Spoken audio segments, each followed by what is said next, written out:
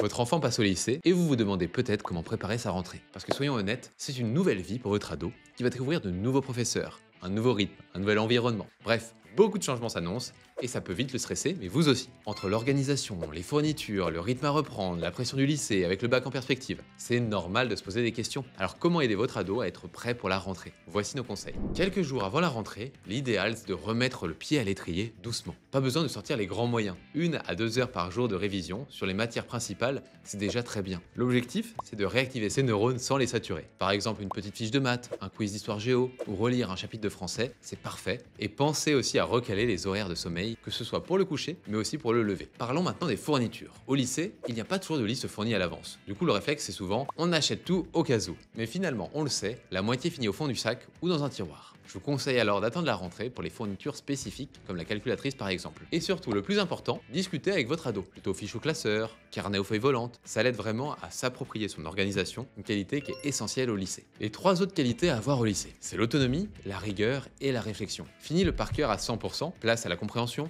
aux dissertations et aux exposés argumentés. Ce que vous pouvez faire à la maison, c'est l'encourager à organiser ses idées, par exemple avec des cartes mentales, l'aider à structurer ses devoirs, et surtout valoriser l'esprit critique. Une discussion autour d'un podcast, d'un film, d'un article, c'est excellent pour nourrir sa réflexion. De votre côté, vous avez aussi l'administratif à régler. Assurance scolaire, cantine, options à valider, certificats médicaux. C'est pas la partie la plus fun, je vous l'accorde, mais si vous le faites avant la rentrée, vous évitez bien du stress à tout le monde. Et enfin, dernier point, le téléphone. Votre ado peut avoir une réelle difficulté à se concentrer à cause de TikTok ou de YouTube par exemple. L'idée, c'est pas d'interdire les réseaux sociaux, il y a certains bienfaits dans tout ça, mais peut-être de poser un cadre clair. Par exemple, pas de téléphone pendant les devoirs et pas dans la chambre la nuit. Et pour l'équilibre perso, gardez au moins une activité extrascolaire. Sport, musique, théâtre, ça fait du bien à la tête et ça nourrit aussi le dossier Parcoursup pour plus tard. Bref, retenez simplement que le mieux, c'est de l'accompagner sans le surprotéger. Et si jamais votre ado a besoin d'un coup de pouce, pensez à prendre des cours particuliers avec nos profs sur sherpa.com. En plus, le premier cours est offert, alors n'hésitez pas.